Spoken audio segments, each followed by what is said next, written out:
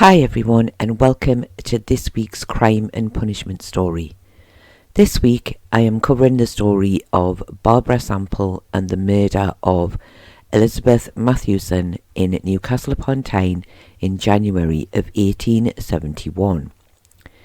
This story is slightly different to my usual stories, as the punishment is not really the punishment of the law as is the usual case, and it will also be a lot shorter than last week's story, but I hope you will still find it interesting. And as this will be my last video before December the 25th, if you celebrate, then I would like to wish you a very happy Christmas. But before we begin, can I just say, if you do enjoy this video, then please give it a thumbs up, and if you are new here or haven't already done so, then do please consider subscribing to the channel to help support the content we create. Thank you. There is sadly very little information about the past life of either of the women involved in this story. Barbara Sample was said to be around 43 years old in 1871 and was born in around 1828, possibly in Berwick. She was married, her husband was a sailor, but it was suggested that the couple had separated, and this had led to Barbara taking to the drink in the months prior to the murder. I did not find any evidence of any children for the couple. For 10 months prior to the murder, Barbara had worked as a housekeeper for Elizabeth Mathewson at her home in Blenheim Street in Newcastle. It was thought that before this she had spent her time looking after the sick. However, it was not suggested that she was a nurse, just someone who would help out when needed. Elizabeth Mathewson was said to be around 73 years old in 1871 and had been born in around 1798. She had never been married and had lived in Blenheim Street for around 17 years, but she had lived in Newcastle for a lot longer. In recent years, she had made her living by taking in lodgers. She had recently developed serious health problems which had eventually left her bedbound, and she had taken on a housekeeper to help with the running of her lodging house. Elizabeth was known by the neighbours to be quite unwell, so when the lodging house appeared to be all locked up on Tuesday, January the 30th, 1871, and no one could get an answer at the door, a neighbour by the name of Walter Purdy was called upon to climb over the back wall to try and find a way into the house. He found all the doors and windows to be locked, but was able to open a window by using his penknife to move the lock. These would no doubt have been sash windows, and unlike the more modern version, these could easily be opened by sliding a knife or something similar between the frames and forcing the lock to the open position. Once inside, Walter went to the front door and opened it to allow another neighbour by the name of Elizabeth Crosby to enter the house. At first they both believed the house to be empty, apart from a parrot in a cage which had been covered with a cloth. But when Mrs. Crosby went to the bed where Elizabeth Mathewson could often be found and pulled back the covers, it was then that they found Elizabeth, who was clearly dead and had been so for some time. Walter had not seen her as he had passed through the house earlier, as the covers had been pulled completely to the top of the bed, and there was no sign in the house of Barbara Sample anywhere. They immediately noticed that Miss Mathewson had marks on her face, and although her face appeared clean, there was blood on her nightclothes. William Purdy went to Westgate Police Station to report what they had found. P.C. Brown was the first to arrive at the house, and here he found 3 women in the house and a man. One of the women was the niece of Elizabeth, and she gave him some pawn tickets, many of which were in the name of Barbara Sample. He noted the blows to the head of Elizabeth and the blood on her clothes. When searching the house, he found 2 letters on a table, and both were addressed to Charles Mathewson, who was the nephew of Elizabeth. The evidence all seemed to point towards the murderer of Elizabeth as being Barbara Sample, but at that moment in time no one knew where she was. Dr. Hume, on examining the body of Elizabeth, believed that she had been dead for quite some time. He estimated that she had died somewhere between Sunday evening and Monday morning. PC MacDonald received some information that led him to the home of Mary Lough in Diana Street, and it was here that he found and arrested Barbara Sample for the willful murder of Elizabeth. However, Barbara had taken poison, and she was immediately taken to Newcastle Infirmary, and it was believed that she may not survive. The inquest into the death of Elizabeth Mathewson was held at the Durham Ox Inn before Coroner Hoyle. Margaret Rickards of Waterloo Street said that she was the niece of Elizabeth. She said her aunt had recently had 4 lodgers. 2 were away travelling with the mail train, and the other 2 had recently left. She believed they had left because they no longer had beds to sleep in, as Barbara had pawned them. She said she did not visit her aunt often, but had called on Monday night and been unable to get an answer. She had been concerned about this, and she went back on Tuesday morning, and when she did so, she had seen Elizabeth Crosby and Walter Purdy coming out of the house, and they had told her that her aunt was dead. She had gone into the house with them and had found many pawn tickets. There did not seem to be anything left inside the house other than the bed her aunt had been lying in. She did not believe her aunt would have been able to go to the pawn shop herself, as she was too ill and unable to walk. She believed the only person who could have done this was Barbara Sample. Elizabeth Crosby said she had gone to fetch Walter Purdy when she had been unable to get an answer at the door. They had both found the body of Elizabeth.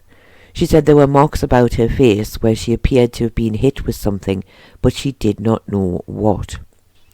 She stated that until a few weeks ago the nephew Charles had lived with Elizabeth, but he had gone away to sea. Elizabeth had always told her that Barbara had been very kind to her. She personally had not seen her be unkind to Elizabeth, but she felt that since Elizabeth's nephew had gone back to sea, Barbara seemed to always be drunk. She stated she had been in the house on Monday night, and Barbara had told her that Elizabeth was sleeping.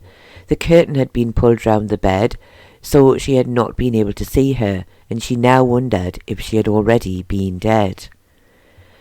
Mary Byers said she was a cook living in Westgate Road. She had known Elizabeth for over 20 years. She had last seen her alive on Sunday night when she had visited her in her home. She said she felt that Barbara had been drinking. She was sure she could smell it on her, but she did not seem incapable, and she left the 2 women in the house together when she went home. Mary Headley said she knew both Barbara and Elizabeth.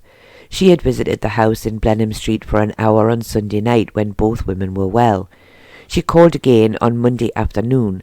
The door was open, so she had let herself in. Barbara was lying on the bed next to Elizabeth.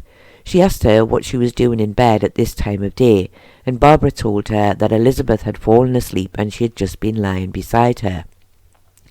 She did not go up to the bed and could not say if Elizabeth was alive or dead at that time. She left shortly afterwards and did not see Barbara again until she saw her at the police station. Mary Lough of Diana Street said she was acquainted with Barbara Sample. She said she had called at her house on Tuesday morning. She said Barbara had called to see how she was, as she had not seen her for a while. Mary said she had asked how Elizabeth was, and Barbara had said that she was not too bad. She left and did not return until the early hours of Wednesday morning. At this time, Mary said she was aware a policeman was watching her house. Barbara asked to come in, and the policeman came in just after and arrested her. Mary said she had looked at Barbara and said, "I suppose you have killed that poor old lady," and Barbara replied, "Yes, I have." She then said she had taken poison, and that Elizabeth had asked her to kill her. She wanted them both to lie down and die together. She said it was because of poverty and other things.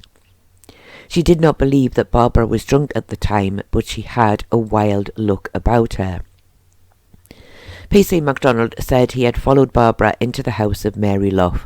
He said Mary had also asked Barbara what she had done to Elizabeth, and she said she had used the coal rake to hit her. Later at the police station, when he had officially charged her, she said she had indeed hit Elizabeth with the coal rake, and that she would tell the truth. And it was noticed that she seemed unwell, and the doctor was sent for. P.C. Brown spoke of the pawn tickets found at the house. Most had the name Sample or Barbara Sample on them, but some had the name Anne Brady on them.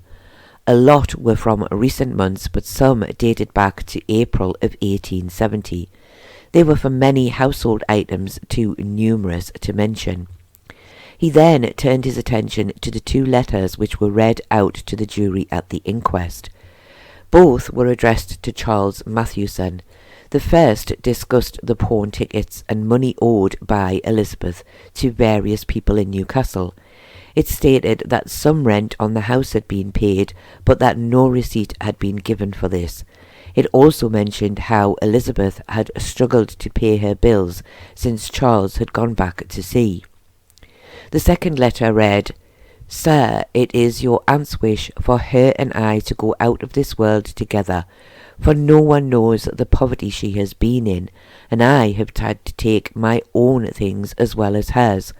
We are now no more when you get this." It was signed Barbara Sample. Dr. Hume said he had performed the post-mortem on Elizabeth Mathewson. She had several wounds to her head and face. Some of the wounds to her head were quite deep and down to the bone in places. He felt that, although the skull was not fractured, these wounds, along with her ill health and the shock of the blows, would have been enough to cause her death.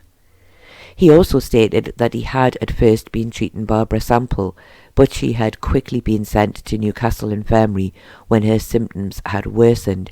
She was, he said, too ill to attend the inquest, and he did not expect her to survive. Barbara had told him she had taken rat poison, and he said she was very definitely showing all the symptoms of this kind of poison. She had also told him that she had taken 8 pennies worth of laudanum. However, the doctor said she was not showing any signs of having taken this, so he was not convinced that this was true. Laudanum was a common form of treatment in the 1800s for many ailments, but it was also classed as poison if too much was taken. It was a mixture of opium and alcohol and could also be highly addictive. The coroner stated there was nothing further to add, and it was for the jury to decide if Barbara was guilty of murder. The jury, without leaving their seats, quickly returned a verdict of guilty of wilful murder against Barbara Sample, and she would be committed for trial. The funeral of Elizabeth Mathewson took place at Elsick Cemetery. It was said that many people gathered to watch the hearse and 2 mourning coaches pass by. The service at the chapel and the cemetery was conducted by the Reverend Spanswick and the Reverend Latham. I did not find any evidence of a headstone for Elizabeth at Elsick Cemetery. It is usually at this point that we move on to the trial, but in this case there would be no trial, as Barbara Sample died on the Friday afternoon after the inquest had taken place at Newcastle Infirmary. An inquest into her death was held on the Saturday, where it was stated that she had died from the effects of the rat poison that she had taken. The police stated that they did not believe she was in her right mind when she took this poison. The jury at the inquest returned the verdict that she died from poisoning, but that there was insufficient evidence as to her state of mind at the time. Although there is no punishment by law, Barbara Sample still paid the price for her crime. However, this to me was another very strange case.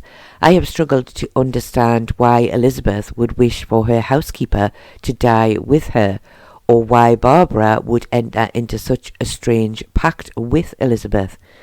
I also felt that even if it had been true, that I am pretty sure that Elizabeth did not wish for Barbara to use a coal rake to attack her in such a brutal manner.